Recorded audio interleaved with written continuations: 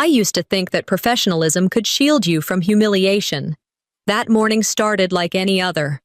I woke at 5:30, ran 3 miles before the sun even warmed the street, showered, dressed, cream blouse, gray slacks, navy blazer, no frills, no loose ends, the usual me. By 7:45, I was reviewing my presentation in the company lounge. It wasn't even the biggest client I'd ever handled, but it was the cleanest win we'd had in 3 quarters, $12 million on the table. My slides were concise. I'd already rehearsed them in my head enough to memorize every transition. At 8:05, I walked into the boardroom. The air in that room wasn't tense.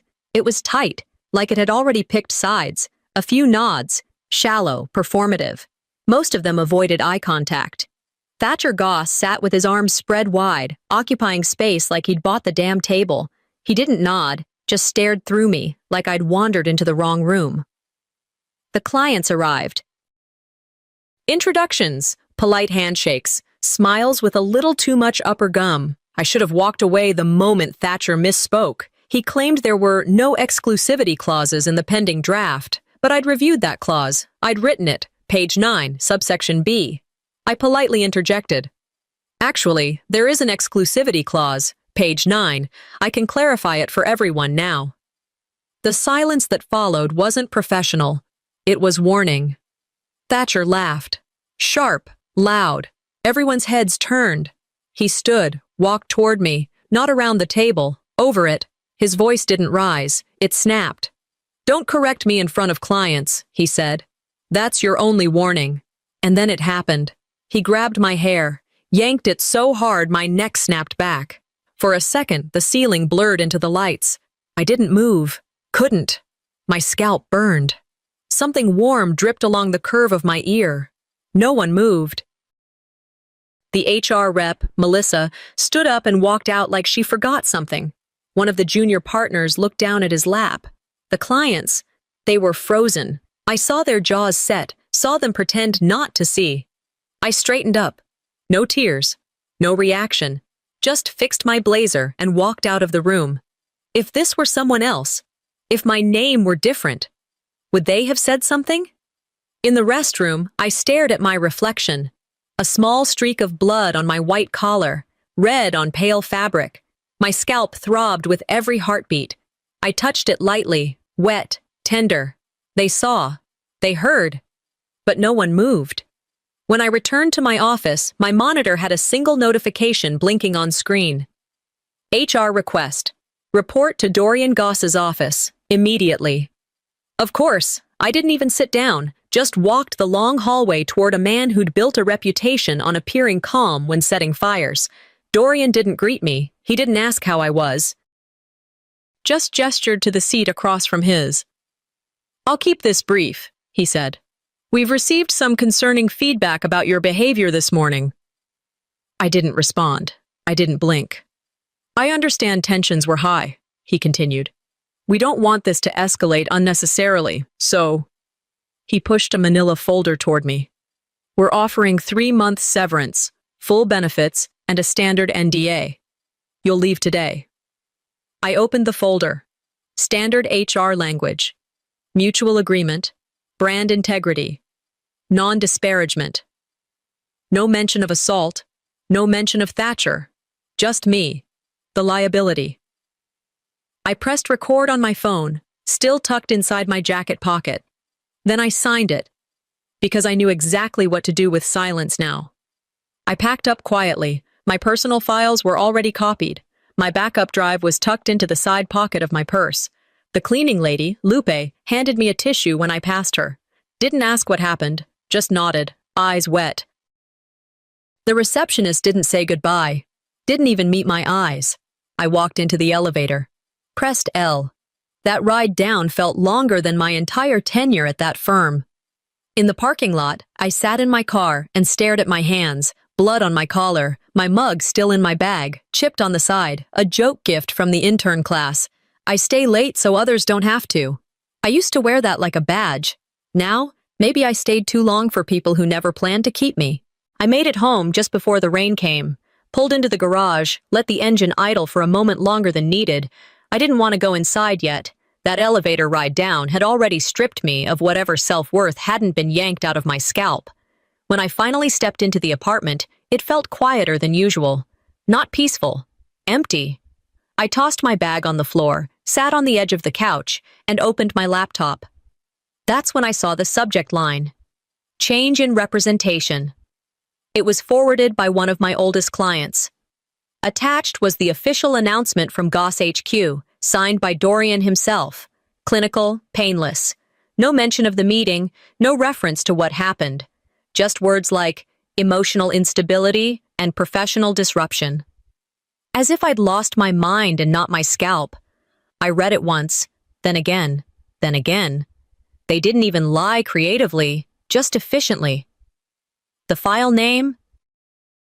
Client Transition Notice, L. Creed. Like I was a defective printer part being rotated out. Not a single thank you, not even a best of luck. I didn't cry, I didn't scream, I just stared at the screen until it blurred. Then my phone buzzed. Family group chat. Creed family.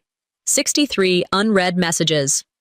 Scrolling up, I saw Dorian had posted about an upcoming fundraiser.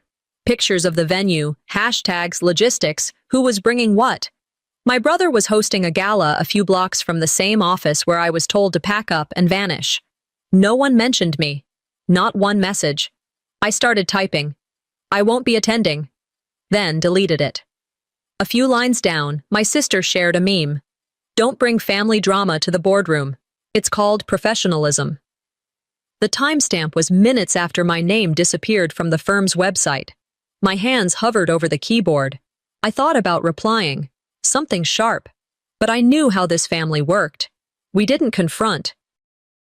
We repositioned. We didn't defend. We distanced. My phone vibrated again. A private message from my mother. Don't make this bigger than it needs to be. Not, are you okay? Not, what happened? Just an instruction. Just management. I stared at that one sentence and realized it was the thesis of my upbringing. We don't air dirty laundry. We fold it and hide it in the attic. Suddenly, I felt heavier than I had at the boardroom table. At least Thatcher had the decency to attack me to my face. I got up, walked to the kitchen, poured water, drank half, and dumped the rest. Then I sat down again. There was no scandal, no shouting match, no public meltdown. Just deletion. And in that deletion, I realized something I hadn't wanted to admit. Being talked about is better than being erased. Even gossip would have meant I was still real to them. This was erasure. Not loud, not cruel, just consistent, just clean. Flashback. My father's retirement dinner years ago. I wrote his entire farewell speech. Dorian delivered it. They all clapped. For him, I never got a thank you. Back in the present, a new notification popped up. My work email had been deactivated. No warning, just gone. I clicked refresh on my inbox again and again, like some part of me believed it was a mistake. It wasn't. That's the thing about erasure. It doesn't happen in fire. It happens in silence, in clean inboxes, in group chats that keep going without you.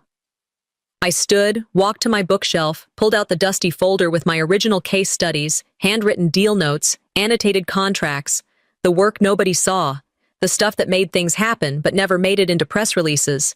It was the only proof I'd ever been there.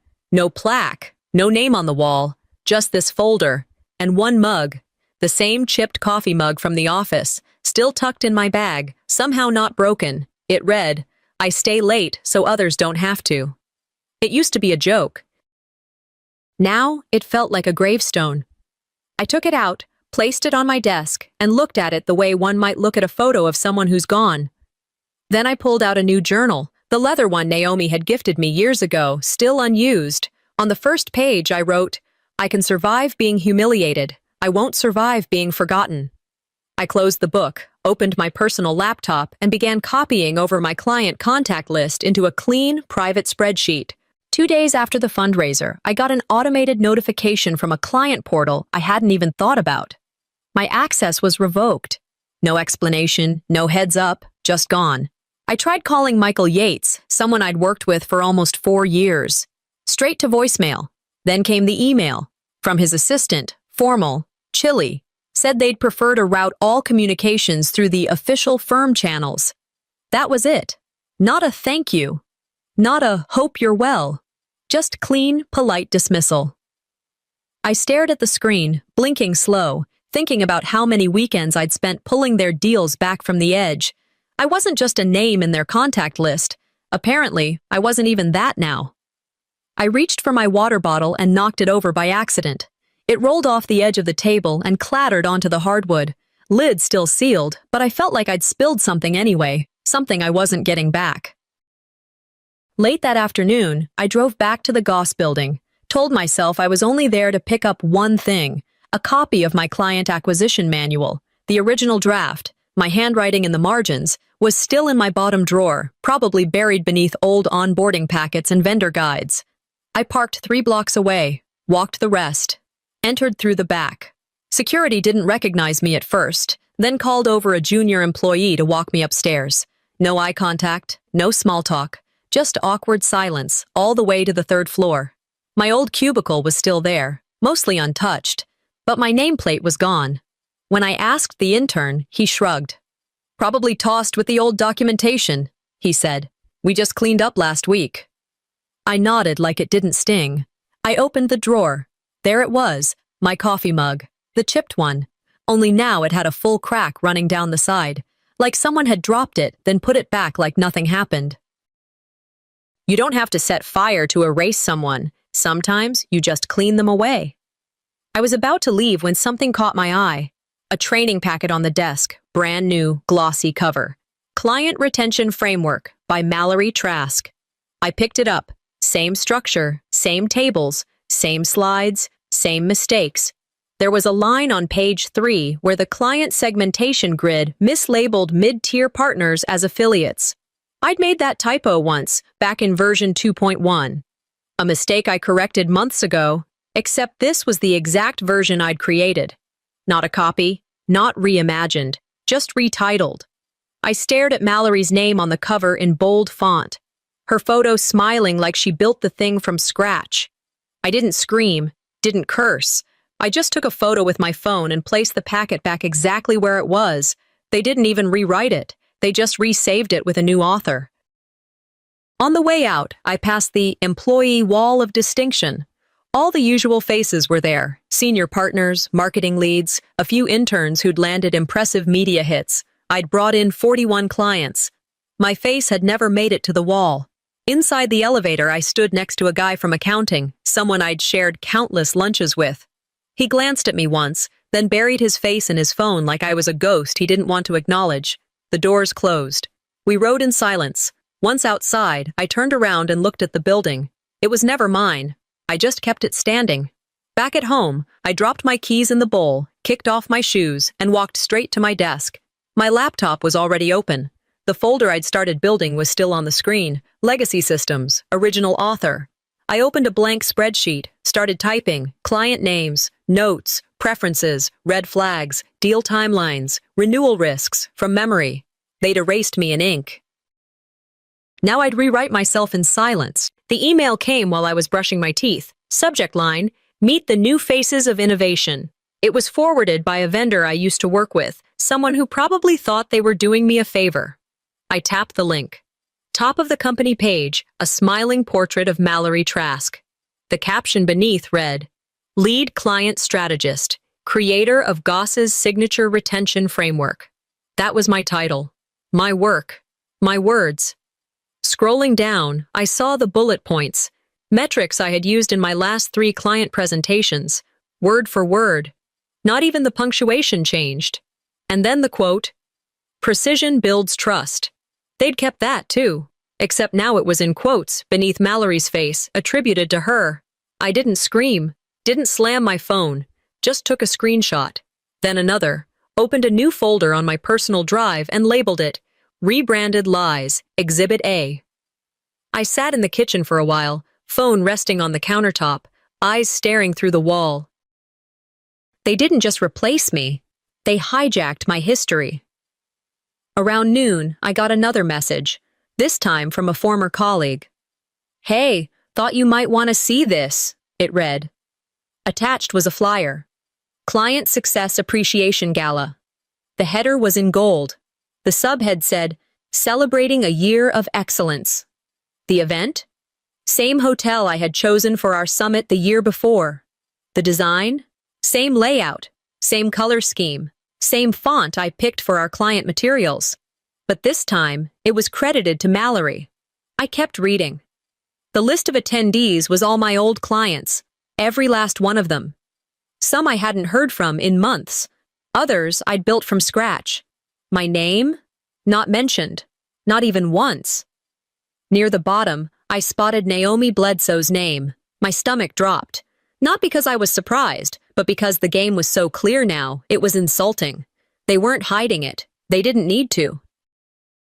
If I showed up, I'd be that bitter ex. The uninvited ghost with something to prove. If I didn't show up, they'd write me out like I'd never mattered. I didn't know which was worse. Later that evening, I opened the digital version of the gala poster and zoomed in. Mallory's photo was front and center, in the same position where mine had been in last year's internal draft. I checked the file metadata, same file name, Laz Creed Client Wall 2022, Draft 1. They hadn't even bothered to rename it. I looked closer and spotted the alignment error on the footer, an old design flaw I'd made. I knew it like a scar on the inside of my wrist. Same file, same content, different face. I printed both versions, slipped them into a folder. Exhibit B. Even ghosts leave footprints. And I was done being quiet. I thought about sending a message to Naomi. Not angry, not confrontational, just honest. I typed, Wishing you a meaningful evening at the gala. If anything seems familiar, trust your instincts. Read it twice, then saved it as a draft. Wasn't time yet. I wasn't ready to burn the house down. But I had started lining the matches up in a row. Before I went to bed, I created a new Google Drive folder, named it Truth Do Not Touch. I filled it with screenshots, email chains, recorded calls, all time-stamped, all dated, no opinions, just facts. The last thing I did was record a silent screen capture of me scrolling through the new team bio page. No audio, no commentary, just a quiet show of theft in motion. Sometimes, silence is the most dangerous scream. The rain had been steady for hours, tapping like questions I didn't want to answer. I sat on the couch with my legs curled under me, holding the same chipped mug I'd used to carry confidence. It was cold now. So was I. A vibration shook the phone beside me. A message from my father. Ba thinks you should apologize. This is not how family handles things. I stared at the screen. Read it once. Again. Then again. My thumb hovered over the reply button. Then I flipped the phone over, face down, like the words would erase if I just looked away long enough. This was the same man who once sat me down at 11 years old and told me, if anyone ever lays a hand on you, you tell me. I don't care who they are. And now he was telling me to apologize, not for what I'd done, but for what I wouldn't keep silent about. I sat back against the couch and let the weight of that contradiction crush whatever was left of the pedestal I'd put him on. Then I deleted the entire thread, not out of anger, out of surrender. When someone you've trusted your whole life asks you to betray yourself to keep everyone else comfortable, that's not family, that's management. I sat in that silence until the next sound broke it. My phone rang again. Verla. Midnight call. I let it ring 4 times before answering. Hello? Her voice was flat, not angry, not worried, just formal. You're turning this into something it didn't have to be. I waited. You're embarrassing your brothers. A beat passed. I could have let it go, but I didn't. You mean I'm embarrassing you? She didn't deny it, didn't defend it, just went quiet. And then, as if reading from a script she wrote in her head weeks ago, she said, We all want what's best for you, but you have to stop fighting everything. I didn't yell, didn't explain, didn't ask her to understand, because I knew she didn't call to listen. She called to reinforce the same message they all did. Fall in line, be quiet, don't make us uncomfortable. She hung up after that. No good night, no, are you okay? Not even a sigh, just a click. I sat there, staring at nothing. No music, no light, just the sound of rain and the faint echo of things not said. I opened my laptop, job postings, recruiters, application portals. I scrolled through page after page of opportunities that all felt like going backward. Nothing I hadn't done, nothing I wanted. I thought about deleting the folder. All of it. The client logs, the documentation, even the screenshots. I opened my email and drafted a message. Please disregard any previous communication from me. I no longer wish to pursue this. But I didn't send it. I stared at the blinking cursor for too long, then hit delete. Quitting feels tempting when you've already been erased by the people who said they'd never forget you. The only voice that pulled me back from that cliff was Naomi's. I replayed her last voicemail. It was short, direct, like always. Let me know if I can do anything. I believe in what you built.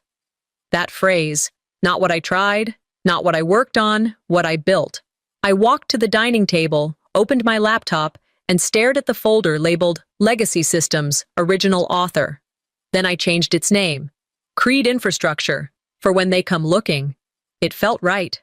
Not dramatic, not brave, just accurate.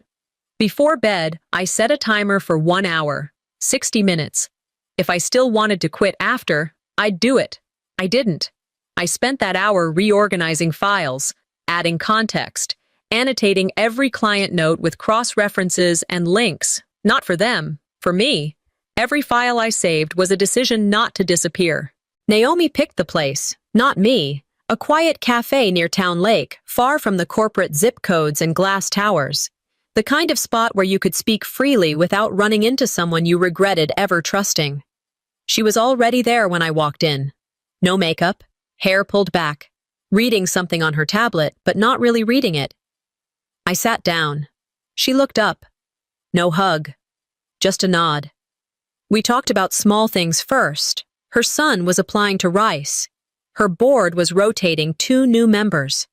She asked if I'd been sleeping. I said enough, which was a lie. She didn't press. Then she set her cup down and looked me square in the eye. I know they used your materials, she said. Flat, without hesitation. I didn't blink, didn't flinch. She leaned forward. If they make one more mistake, I'll need someone who can clean it up right. It wasn't an invitation. It was a warning and a test. I nodded. No promises, no pledges. Just the kind of silence that means, I hear you, I'm listening, I'm not done yet. By the time I walked out, I didn't feel hopeful, but I felt clear. Later that afternoon, I got an anonymous Dropbox link. No subject, no sender name, just a file titled Staff Training, April. Curious, I opened it. Audio only. It was Mallory. The previous strategy lead was great at spreadsheets, she said, followed by a forced chuckle. But we're about building relationships now. Laughter in the room, the sound of mugs clinking, a few snorts. I played it once, then again, then again. Each time my grip on the mouse got tighter. She didn't mention me by name, but it was clear. They were rewriting history out loud now. Let them keep talking. Talking is how people like her give themselves away. I saved the file in a folder labeled Reputation Management, Truth 5, Spin. Then I opened a fresh document, started taking notes. Mallory's communication style, her patterns. Who she mimicked, which clients she name-dropped too often, who she tried to charm, and who she avoided. By the time the sun set, I had a working profile. I wasn't building a case. I was building a map. And you don't win a war with fire. You win it with coordinates. I pulled up my Client Insights spreadsheet and started tagging red flags. Which clients preferred deep work over glossy updates? Which ones hated being talked down to? Who had already begun distancing themselves after my departure? No direct outreach, just preparing for when the cracks showed. Because they would. They always do. The next morning, I wrote one line to an old client who hadn't spoken to me since the announcement. Hope your team's transition has been smooth. Let me know if you ever need context. I didn't expect a reply. It came in 4 minutes. Thank God you reached out. We're lost. I didn't grin. I didn't even sit up straighter. Just typed. Let's grab coffee next week. No obligations. Just clarity. This wasn't poaching. It was remembering who I was before they made me forget. That evening, I cleared my dining table, pushed everything to the floor except my laptop, a fresh yellow legal pad, and a corkboard I'd just had delivered. I ordered a second monitor, labeled folders with names, timelines, friction points. The mug sat in the corner of the table. Still chipped, still there. I didn't come back to scream. I came back to reclaim what was mine. I didn't expect to wake up to it, not the file, not the voice, not that moment. The subject line said, "From a friend." No body text, no signature. Just a download link. I hesitated for 3 seconds. Clicked. It was an audio file, a recording, rough background noise, but clear enough. I tapped play. Yeah, I yanked her. She needed to be put in her place. Thatcher's voice. His laugh followed, deep and self-satisfied. A few chuckles behind him. Voices I recognized but couldn't name. Senior staff. Men who'd once called me indispensable. People who'd eaten food I ordered, signed contracts I negotiated. He said it like it was a bar story, like it didn't leave blood on my collar. I didn't move, didn't blink, played it again, then again. The fourth time, I smiled, just a little, just enough. They didn't know I was still in the game. Now I had the ace. By noon, the video was already making the rounds. Not from me. Someone had recorded Naomi Bledsoe's statement during Goss's quarterly review. I didn't even know she was going to say anything, but she did. Clean, unflinching. She stood up in a full boardroom of executives, eyes locked on Dorian. "Until you address the real reason Mrs. Creed is no longer here," she said, "this partnership is on pause." No shouting, no preamble, just truth. The room went still. Thatcher's face turned purple. Dorian looked at the floor like it had betrayed him. I watched the clip from my laptop, volume low, but my heart pounding louder than I wanted to admit. She didn't defend me because I asked her to. She did it because I earned it. And now the cracks were visible. Within 24 hours, 2 more clients reached out. Cautious, testing the waters. "We're reconsidering our legal representation," one said. I didn't promise anything, didn't offer them glossy plans or quick fixes. I listened, took notes, clarified timelines. Told them, if they needed support, I'd be available for a conversation. Nothing more, nothing less. By nightfall, my home office looked like a tactical station. 2 corkboards now. Labeled pins, client notes. Color-coded tags for reach out, watch closely. Vulnerable to loss. This wasn't revenge. It was realignment. Each time a client reached out, I didn't see a target. I saw someone who remembered, and that mattered more than anything Goss could spin on a PowerPoint. Reputation isn't built by what you say. It's built by who still believes in you when you say nothing. I didn't release the audio of Thatcher, not yet, but I had it transcribed, time-stamped, notarized. I filed it under release only if provoked. And then I tucked a USB copy into an old hardcover my father once gave me, Leadership and Legacy. A book he probably never read, taped it to the inside back cover. Quiet, secure, untouchable. I didn't need to yell. I just needed to wait for the right ear to ask. That night, Naomi sent me an email. Simple. "You've done more by staying quiet than most people do with a microphone." I read it twice before replying. Sometimes silence is the only sound that gets heard. I leaned back in my chair, looked at the corkboard. Names, pins, lines drawn between who I'd helped and who had helped bury me.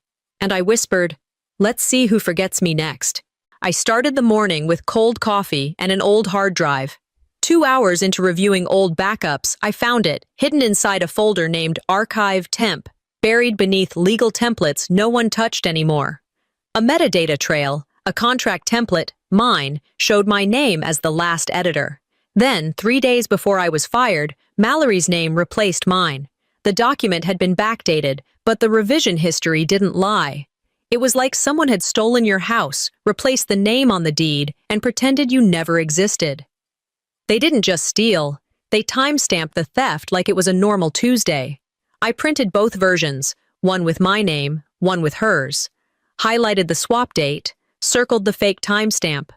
I filed it all under Exhibit C, Pre-Firing Fabrication. People who think no one is watching always forget about digital fingerprints. By mid-morning, another leak hit my inbox. An internal partner brief sent to investors listed me as assistant coordinator, not even former, just assistant. The memo hit fast and loud, internally, externally. Some exec at Goss must have thought it was clever, reframing me as someone who brought coffee and stapled printouts. I didn't clap back on social, didn't post some pointed quote or snide reply.